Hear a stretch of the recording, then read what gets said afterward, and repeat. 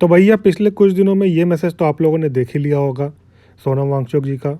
Let's boycott made in China, software in 1 week, hardware in 1 year. China से सब लोग त्रस्त हैं इस समय। बहुत ही परेशान किया है चाइना ने, सीमा पर भी, कोरोना वायरस को लेकर भी। कोरोना वायरस पूरी दुनिया ही परेशान है, सीमा पर भारत तो परेशान है ही है। तो ये मैसेज आप लोगों के पास आया होगा, let's boycott made in China. हमको एक हिंदुस्तानी सामान ख़रीदना चाहिए, चाइनीज़ सामान नहीं ख़रीदना चाहिए। इससे रिलेटेड अमूल ने भी अपना ऐड निकाला था 1-2 दिन पहले ही, exit the dragon and let's buy only Indian, made in Indian stuff even though it is costly.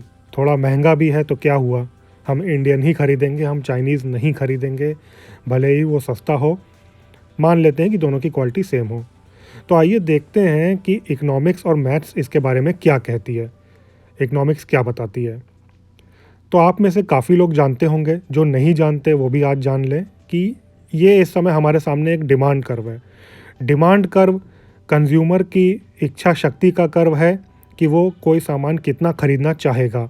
अगर वो सामान 10 लाख का है तो कम ख़रीदना चाहेगा, 10,000 का है तो थोड़ा ज़्यादा ख़रीदना चाहेगा, 10 रुपये का है तो और ज़्यादा ख़रीदना चाहेगा।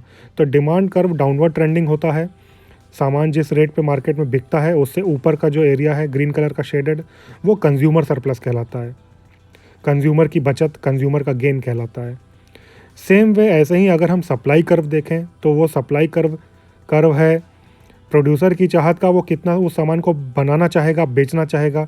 10 रुपये का है तो कम बनाना चाहेगा प्रोड्यूसर, 10,000 का है तो थोड़ा ज़्यादा, 10 लाख का है तो और ज़्यादा बनाना चाहेगा, क्योंकि जितना महंगा सामान बिकेगा उतनी ज़्यादा उसको गेन होगी। तो सामान जिस रेट पे मार्केट में बिकता है, मान लेते हैं 10,000, उससे नीचे का जो एरिया है रेड कलर का हाईलाइटेड, वो प्रोड्यूसर का सरप्लस कहलाता है। यहाँ पर एरिया P1 E P2 में आप देख रहे हैं प्रोड्यूसर का सरप्लस एरिया।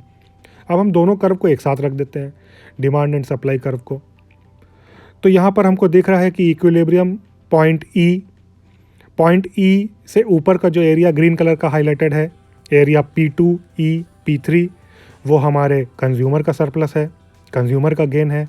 और जो एरिया रेड कलर में हाईलाइटेड है P1 E P2, वो हमारे प्रोड्यूसर का सरप्लस है। मान लेते हैं कि ये पूरा खेल हिंदुस्तानी परिदृश्य में हो रहा है, यहाँ पर प्रोड्यूसर भी इंडियन है, यहाँ पर कंज्यूमर भी इंडियन है। अब इसमें आ जाता है एक चाइनीज़ प्रोड्यूसर। चाइनीज़ प्रोड्यूसर ने आते ही उसका दाम सस्ता है। यही एग्जाम्पल हमारी दुनिया में इस समय हमको देखने को मिल रहा है कि चाइनीज़ माल थोड़ा सस्ता है। मान लेते हैं कि वही सामान अब वो 7,000 में बेच रहा है। 7,000 में एक चाइनीज़ प्रोड्यूसर उस सामान को बेच रहा है। मार्केट में थोड़ा अब वो ज़्यादा बिक रहा होगा। क्वांटिटी Q2 आप देख रहे हैं कि Q1 से ज़्यादा दिख रही है यहाँ पर।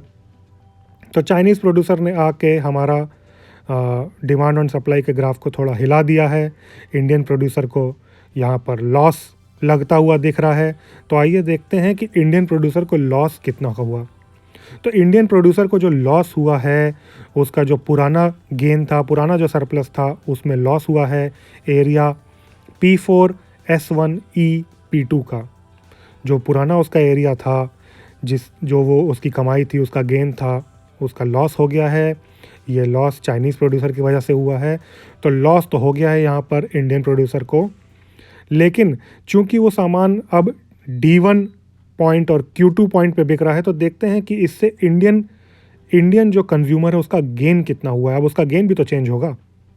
तो उसका गेन हम यहाँ पर देख रहे हैं कि P4 D1 E P2, ये जो नया एरिया है, ये नया एरिया जो ऐड हुआ है हमारे कंज्यूमर गेन्स में, वो हमको नया एरिया दिख रहा है यहाँ पर कि बिकॉज़ वो 7,000 का बिक रहा है, नया वही सामान वो ज़्यादा बिक रहा है, उससे इंडियन कंज्यूमर को गेन हुआ है।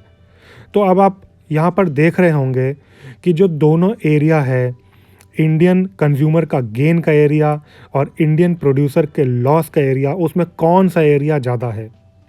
मैथ्स हमको बताती है, साफ दिख रहा है यहाँ पर कि area P4 D1 E P2, जो कंज्यूमर का गेन एरिया है, वो एरिया इंडियन प्रोड्यूसर के लॉस के एरिया से ज़्यादा है। इंडियन प्रोड्यूसर का लॉस का area P4 S1 E P2 कम है इंडियन कंज्यूमर के गेन के सामने। इकोनॉमिक्स और मैथ्स से तो यही लग रहा है कि हमको बॉयकॉट नहीं करना चाहिए। आपको क्या लगता है दोस्तों, आपको क्या समझ में आया है ये वीडियो मैसेज देख के, मुझे प्लीज़ बताइएगा, शेयर कीजिएगा अपने कमेंट्स, अपने सुझाव भी बताइएगा। Thank you.